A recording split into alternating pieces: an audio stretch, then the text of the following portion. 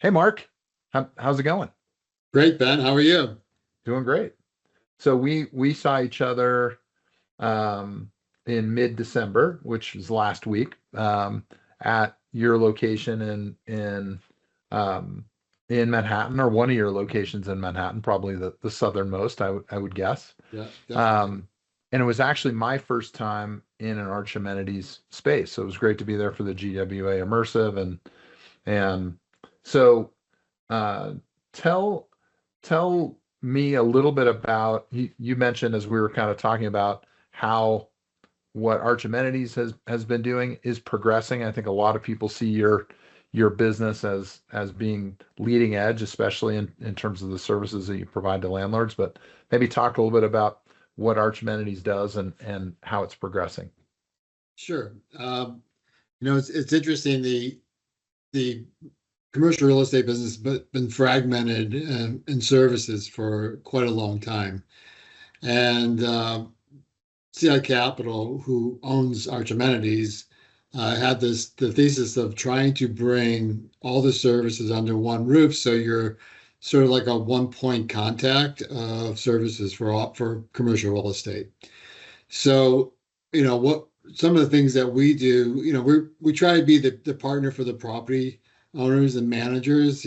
We create and activate the amenity spaces. We try to deliver exceptional services to their tenants, and we do it through elevated services and innovation. There was a time when a meeting room in an office building was just that.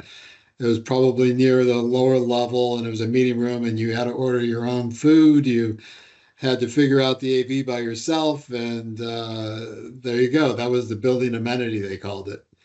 So, but it's progressed over time, and what we do is we provide technical services that support the design and development. So we work with landlords, early on in the process, or we'll come in the middle of the process.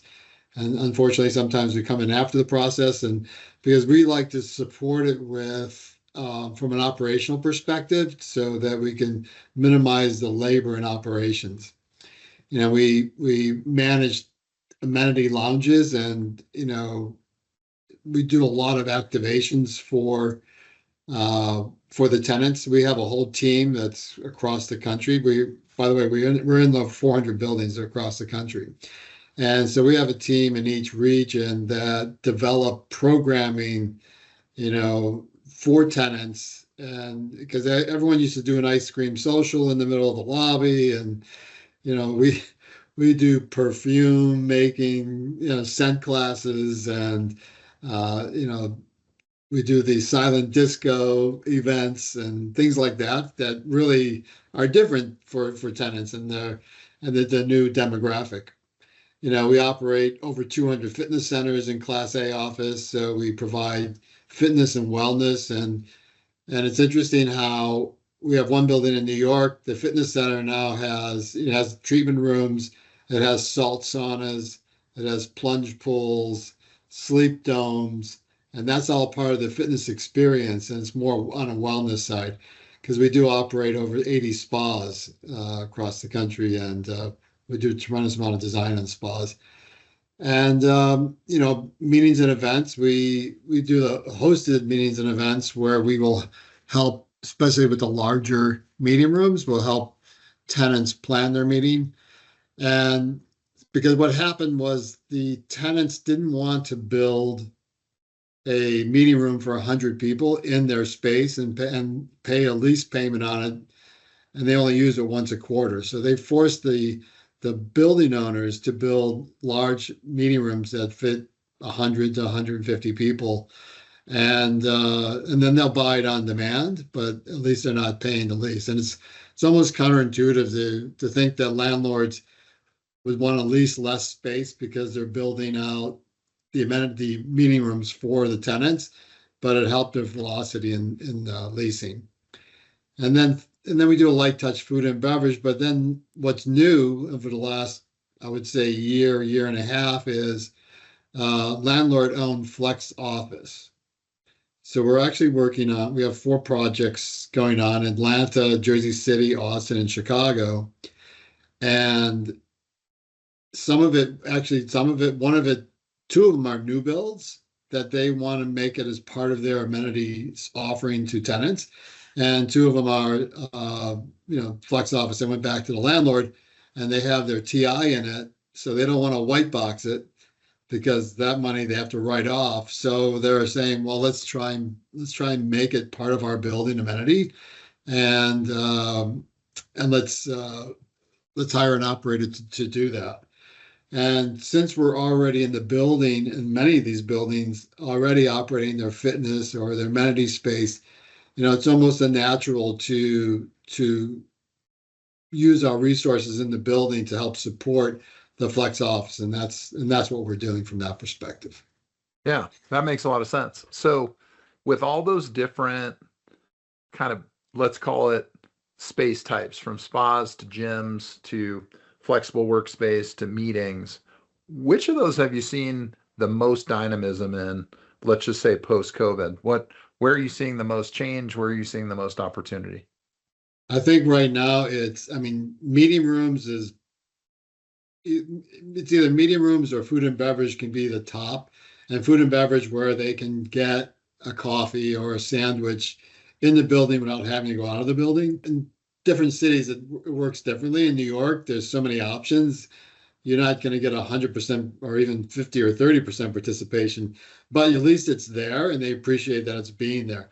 But I think meeting and food and beverage are the top. The lounges are becoming more frequently used for casual conversations, interviews. They want to bring someone down and have an interview, and not in their office, but they interview them in the tenant lounges. So I think the lounge experience is really important too. But I would say the meeting space is number one.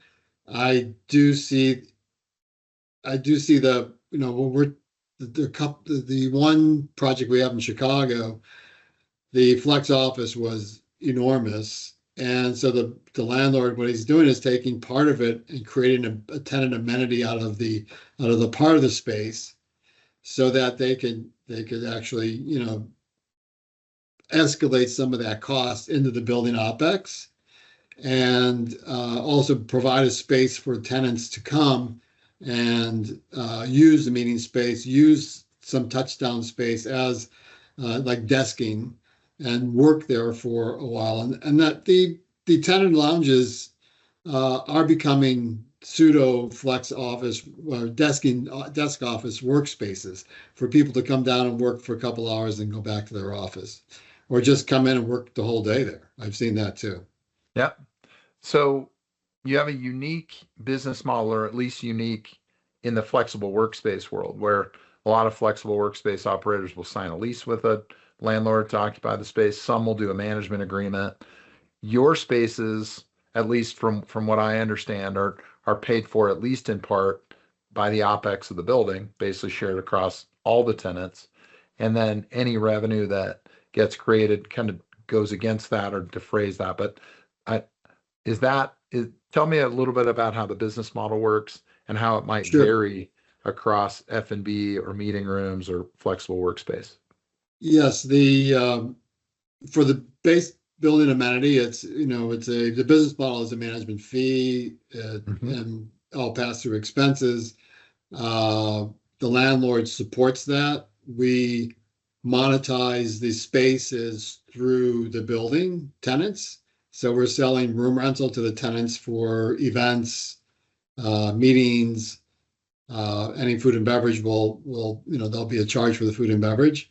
But we're also seeing, and just about in the last 3 weeks, we had 4 buildings ask us to, hey, we should monetize this to the external companies, which does two things. One, it brings fresh eyes of new companies that have never been in their building to see a fantastic amenity space, but also provides revenue to offset their expenses on what it's costing them. And truly, these amenities are built for marketing. It's a marketing tool. It's a leasing tool for the landlords. And most brokers in New York will tell you, if you don't have an amenity or you don't have a plan for an amenity, we're probably not going to be bringing the tenant by because they are looking for amenities. That's one of their first questions. Yeah. And I think on the flex office side, our one of our owners, we're building out this huge amenity in Jersey City. And he said, I think we need to have Flex too as part of our amenity offering for the tenants, so that we have everything. We'll have Flex, we'll have meetings, we'll have events, we have a food hall downstairs. So they're going to build new for the Flex office, and we'll manage that again under a management contract, and they'll get all the revenue for that. Yeah, you bet. So you mentioned flexible workspace, meeting rooms, other amenities as effectively marketing tools for the building. How are you involved in generating demand for all of those things? First question. And then two, what are you seeing in terms of the best sources of demand for bringing, for example, meeting rooms or folks into flexible workspaces that you operate? Well, I mean, we're in our infant stages of operations, and we're still in development development and construction. Uh, but I do know that the online presence is key just to get your name out there. And working with the brokers, the building brokers, and getting buy-in from them is really important. And it's not easy all the time, but they understand that these are potential long-term tenants because that's the idea of bringing in the flex so that they can go there for 1 year and grow out of it and grow into the building. Or if it's an enterprise client to come in and test the building and then potentially grow into a larger footprint later. So I think that's important. I think groups like that represent the enterprise, that's like Instant Group. Um, we work closely with you guys with Instant Group to identify those enterprise clients. And actually, we're working on. There's a building in New York that had a bank that built out some incredible space, and they right after they finished it, they they didn't survive during this banking crisis during COVID. So there's four floors of incredibly brand new space that we're going to be marketing shortly, and through your group that's going to help us fill that for the landlord, and it's incredible space. And I think that's working with teams that have enterprise clients that can place clients. And then we'll have our own salesperson that interfaces with these groups. But I think it's an outsourced model for filling space, whether it's online or through companies. You bet. You bet. So you're in an interesting spot, meaning Arch Amenities, in the sense that you provide a wide variety of services across a big subset of landlords, probably likely Class A, but in cities really all over the United States. So you're in an interesting kind of position to ask this. You're also in probably one of the more dynamic areas of office, which is what are the amenities that we need to package our offices for so that they're competitive. So what do you see with all the landlords you're working with as the primary trends that are going on with them, meaning broadly? Essentially, what are your landlords going through that is driving some of their relationships with you? Um, well, I think what's interesting is that we are starting to do um, more more properties with single landlords, with the landlords. We're doing portfolio deals now where they want us to help them in multiple properties. And I think that's a trend because it's very difficult to have a new operator in every place. If you can have the same, you form your relationship, you form the trust, and then we understand them, they understand us, and then we're starting to do more with our existing, and we're also getting different types of amenities in different buildings. Some is just they just need a fitness solution because they already have a flex office operator in the building. They already have a food hall in the building, so they really don't need that type of amenity because it sort of exists from a retail perspective.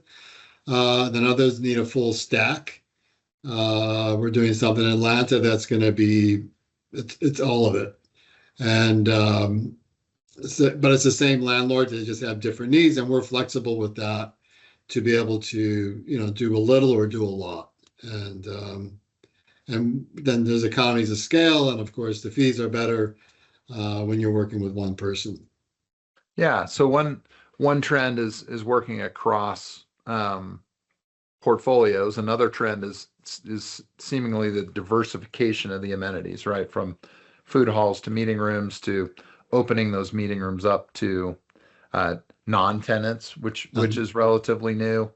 Um, are there any things, amenities that we used to see in buildings that we're really not going to see anymore? Meaning, are you ripping out stuff? Are you replacing the previous kind of like essentially what's going away with your landlord clients? Uh, I, Fitness is changing dramatically.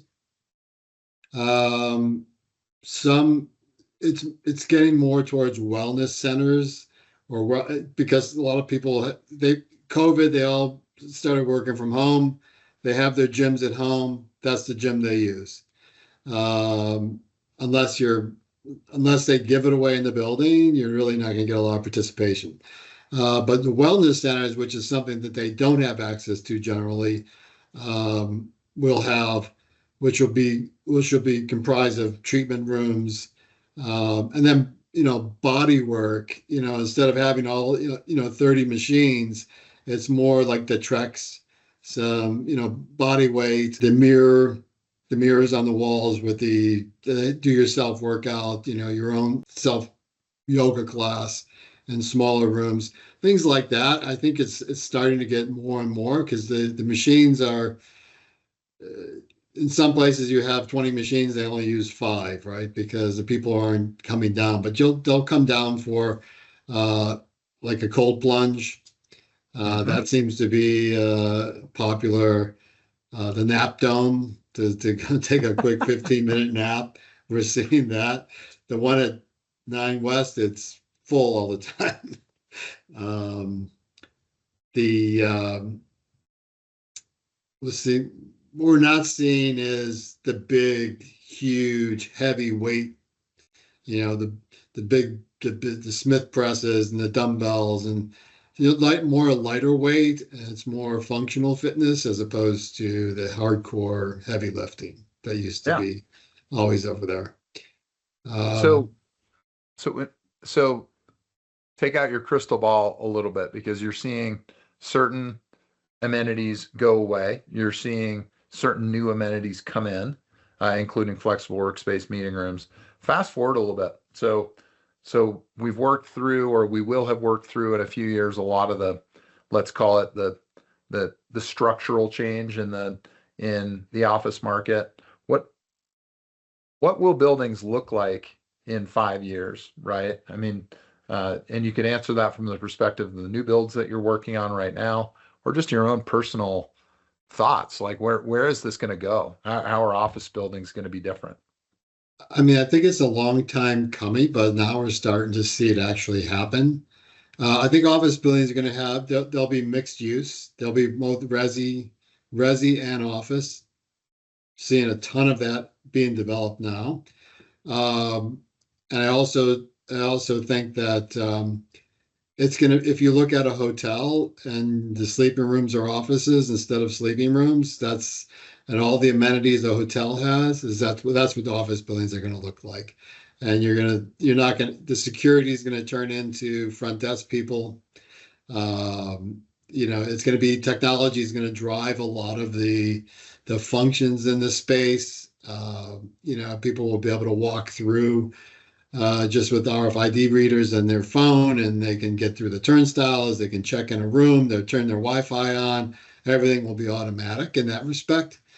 Um, so technology is going to play a big part. Hospitality, I mean, people use that now. They use that so much, but it's that personal connect with the tenants, and I think that's what we're seeing in a lot of the amenity centers. Our hospitality managers in the amenity centers know the tenants. They know they have kids.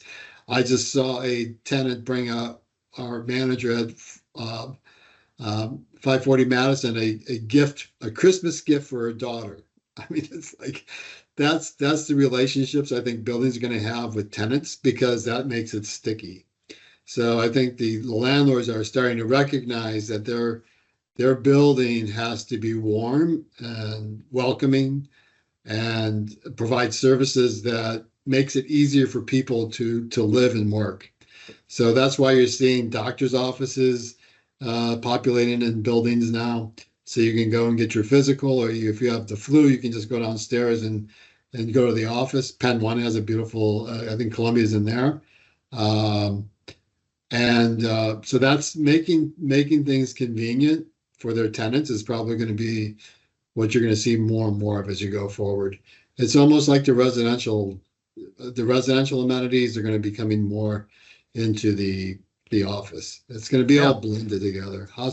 Hotel, residential, office. It's going to be all the same.